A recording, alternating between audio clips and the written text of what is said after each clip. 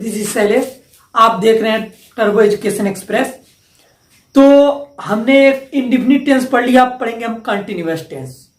तो continuous tense कैसे बनता है और क्या मतलब उसके रूल रेगुलेशन होते हैं हम देखेंगे इस वीडियो में। तो हमने पिछले वीडियो में सारा मतलब प्रेजेंट टेंस और पास्ट टेंस और फ्यूचर टेंस के जो इंडेफिनिट टेंस बनते हैं और उनके सेंटेंस कैसे बनते हैं हमने पूरा बढ़िया से मतलब देख लिया। अब हम कंटिन्यूअस टेंस देखेंगे, हर एक टेंस के कंटिन्यूअस टेंस देखेंगे, प्रेजेंट टेंस का कंटिन्यूअस टेंस देखेंगे, पास्ट टेंस का कंटिन्यूअस टेंस देखेंगे और फ्यूचर टेंस का कंटिन्यूअस टेंस देखेंगे। तो हम आज पढ़ेंगे प्रेजेंट कंटिन्यूअस टेंस का अफर्मेटिव सेंटेंस। जैसे कि हम जानते हैं हर एक टेंस का सबसे पहला सेंटेंस जो बनता है मतलब साधारण, तो अफर्मेटिव सेंटेंस यानी अफर्मेटिव सेंटेंस का मतलब होता है साधारण वाक्य। ठीक है, तो आज इसका रूल है अपने पास, आज हम इसको भी पढ़ेंगे अफर्मेटिव सेंटेंस को और ये देख लेते हैं रूल इसका कैसे मतलब रूल को मतलब अप्लाई करेंगे। जो हमारे पास सेंटेंस होगा और present continuous tense affirmative sentence होगा उसका रूल है। ठीक है, और इसको कैसे अप्लाई करेंगे। तो सब्जेक्ट अगर एक वचन है तो इज का यूज, ठीक है। अगर आई है, आई के साथ एम का यूज होता है, आप जानते ही हैं। ठीक है, जैसे कहीं भी बोलते हैं I am doctor, I am ये कुछ भी मतलब आई एम लगाता है। ठीक है, तो आई के साथ हमेशा एम लगता है, तो आप ये समझ लो कि मतलब जो एम है वो सिर्फ आई के साथ यूज होता है, ना कि दूसरों के साथ, अदर्स के साथ नहीं होता। ठीक है, तो इज एक वचन के लिए और आर वो वचन के लिए, यानी प्लूरल नंबर और ये सिंगुलर नंबर आई के साथ एम का यूज होता है। ठीक है, तो अपने ये अपना जो है, और हाँ वर्ब में आईएनजी जुड़ता है, किसमें, फर्स्ट फॉर्म में। जो फर्स्ट फॉर्म होता है वर्ब के उसमें आईएनजी जोड़ देंगे तो क्या हो जाएगा, आईएनजी फॉर्म से बोलते हैं। ठीक है, और उसके बाद ऑब्जेक्ट, उसके बाद अदर्स। तो आज हम एक साधारण से एक मतलब एग्जाम्पल एक पहले देख लेते हैं। ठीक है, मैंने साधारण एक वाक्य ले लिया है। ठीक है, सेंटेंस जो अपने पहले तो ये बात कर लेते हैं, जो कंटिन्यूअस टेंस होता है उसमें रहा, रही, रहे ये चीज आते हैं तो समझ जाओ कंटिन्यूअस टेंस है। कोई भी मतलब सेंटेंस है उसमें रहा, रही, रहे तो समझ लो कि वो क्या है, कंटिन्यूअस है। और लास्ट में है, हूं, हो ये सब आए तो समझ लो प्रेजेंट टेंस है। तो ये क्या, मैंने एक साधारण ले लिया बस ऐसे। ठीक है, मैं पढ़ा रहा हूं। ठीक है, तो इसको अपने क्या करते हैं, सबसे पहले सब्जेक्ट हमारा क्या है, आई। ठीक है, मैंने जैसे बात किया है कि आई के साथ अपने एम का यूज करते हैं तो एम का यूज कर लेंगे अपने। ठीक है, हेल्पिंग वर्ब इसे करते हैं। और वर्ब का फर्स्ट फॉर्म, तो अपना वर्ब का होता है सबसे लास्ट में होता है पढ़ाना। ठीक है, तो पढ़ाना किसमें होता है, रीड, तो रीड। अब प्लस आईएनजी इसमें क्या कर देंगे, जोड़ देंगे।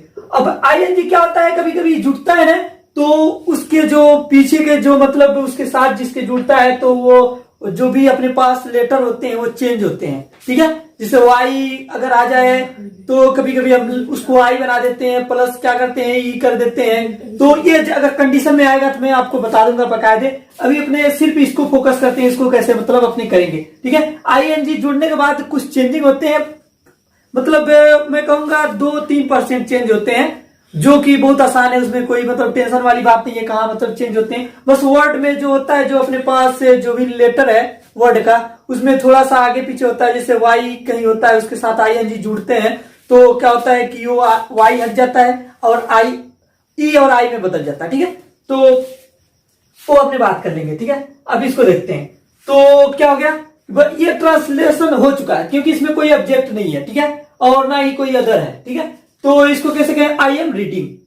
ठीक है, सॉरी यहां पर टीच रहेगा, मैं पढ़ा रहा हूं तो पढ़ाना मतलब होता है टीच। अब पढ़ रहा हूं यानी कि रीड, तो पढ़ाना और पढ़ना अलग अलग होता है, तो यहां लिखेंगे टीच।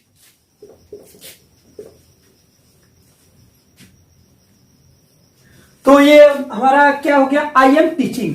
रीडिंग था, ठीक है, वो क्या है कि पढ़ना और पढ़ाना दोनों अलग अलग बात होता है, एक पढ़ना एक पढ़ाना। ठीक है, तो पढ़ना तो रीड होता है और पढ़ाना टीच होता है। तो क्या हो जाएगा, आई एम टीचिंग, मैं पढ़ा रहा हूं। ठीक है, एक और देख लेते हैं कि जैसे कि मैं अभी बताया है कि जो अपना हेल्पिंग वर्ब के साथ आईएनजी जुड़ता है तो कहा मतलब कैसे मतलब चेंजिंग होता है, ठीक है। तो एक नमूना देखते हैं यहाँ पर सैंपल। तो मैंने क्या है कि एक सेंटेंस और लिया है, वो क्या है, तुम एक पत्र लिख रहे हो, ठीक है। रहे हैं तो क्या हो गया कंटिन्यूअस, और हो है तो प्रेजेंट। और ये सिंपल है, क्यों सिंपल है, क्योंकि इसमें कोई प्रश्न पूछने वाला कार्य नहीं हो रहा है और ना ही कोई शब्द मतलब नहीं शब्द नहीं है इसमें, नकारात्मक शब्द, ठीक है। तो अपने क्या करते हैं, इस रूल के हिसाब से अपने इसको एक बार ट्रांसलेट करते हैं, देखते हैं कैसे बनता है। तो सब्जेक्ट, सबसे पहले सब्जेक्ट क्या है, तुम, यू। उसके बाद आई एम और आर में से कोई एक लगाना है। तो जो ये तुम होता है ना, ये होता है प्लूरल नंबर यानी कि बहुवचन, ठीक है। तो बहुवचन के लिए अपने आर यूज करते हैं यानी प्लूरल नंबर। तो आर यूज हो गया। फिर अपना अब कह रहा है वर्ब का फर्स्ट फॉर्म में आईएनजी, तो अपने आईएनजी बाद में जोड़ेंगे। सबसे पहले तो ये ढूंढते हैं कि वर्ब अपना कौन सा है, तो वर्ब हमेशा लास्ट में होता है। तो लिखना, अब कहे ना कि वर्ब को कैसे पहचाने, क्योंकि उसको सही जब यहां तक लिखा तो है, ठीक है, लेकिन इसका सही वर्ड अपने पता करें तो होता है लिखना, ठीक है। ना आ रहा है ना, तो ये क्या हो गया, अब लिखना किस में होता है, राइट, ठीक है। तो यहां लिखते हैं बार, राइट का स्पेलिंग यही होता है, ठीक है। जब आईएनजी जोड़ेंगे इसमें तो जो लास्ट में ये है ना, ये खत्म हो जाता है, इसको अपने क्या करते हैं, हटाना पड़ता है, तब आईएनजी अपने जोड़ते हैं, ठीक है। अब समझ में आ गया कि कैसे मतलब जोड़ने के बाद कैसे कहा, थोड़ा सा मतलब मॉडिफाई करना पड़ता है, ठीक है। एकदम डायरेक्ट हर एक वर्ड के साथ अपने डायरेक्ट आईएनजी नहीं जोड़ सकते, ठीक है। अगर आप अभी आपका शुरुआत है, ठीक है, आप अभी मतलब सेंटेंस बनाना चालू किए हो, तो ये छोटी मोटी गलतियां आपकी माफ हो जाएगी। लेकिन आप जैसे पेपर में हो और आप वहां अभी गलतियां करते हो, 9-10 में आप पढ़ रहे हो उसके हिसाब से, तो शायद वो वहां तक का ठीक नहीं है, ठीक है। तो वहां कोशिश करना कि भाई पता कर लेना कहाँ मतलब हटाना पड़ता है। हटाना कैसे पड़ता है, अगर लास्ट में कोई ई आता, किसी मतलब किसी वर्ड है उसके लास्ट में होता है, जब आईएनजी अब जोड़ते हैं तो हट जाता है। कब, जब लास्ट में होता है तब। तो ये हो गया राइटिंग। और उसका ऑब्जेक्ट, ऑब्जेक्ट क्या है, एक पत्र, तो लिख देंगे ये लेटर, लास्ट में फुल स्टॉप। तो ये अपना बन गया है कि you are writing a letter, ठीक है। एक और एग्जांपल देखते हैं इसी के हिसाब से। तो हमने एक और एग्जांपल लिया है, ठीक है। क्या है वो, लकड़हारा जंगल में लकड़ियां काट रहा है, ठीक है। तो ये बड़ा तो लग रहा है, लेकिन ये रूल के हिसाब से एकदम पूरा मतलब कुछ नहीं है, खत्म है। तो रूल को अप्लाई करते हैं इसके हिसाब से। सबसे पहले सब्जेक्ट, सब्जेक्ट क्या है, कौन काट रहा है, कौन लगा पूछेंगे तो पता चल जाता है, लकड़हारा, ठीक है। तो लकड़हारा एक व्यवसायिक नेम हो गया, इसका मीनिंग निकलता है, ठीक है। तो द लगाएंगे, द, लकड़हारा किस में होता है, वुड कटर। उसके बाद अपने जो करता है, ठीक है, अभी पता कर रहे हैं कि लकड़हारा एक है कि कई है, ठीक है। लकड़हारा एक ही है, लकड़हारा नहीं है, ठीक है। तो लकड़हारा यहाँ एक ही पता चला, इज यूज करेंगे यहाँ पर, ठीक है। इज हो गया। उसके बाद वर्ब में आईएनजी, सबसे पहले तो वर्ब ढूंढते हैं, आईएनजी बाद में जोड़ लेंगे, कोई नहीं। तो वर्ब क्या है, काटना, ठीक है, लास्ट में होता है काटना। तो क्या होता है, कट, कट में काटना होता है। अब आईएनजी जोड़ना, हाँ। तो क्या है कि जो मतलब यहां पर डबल टी हो जाता है, ठीक है।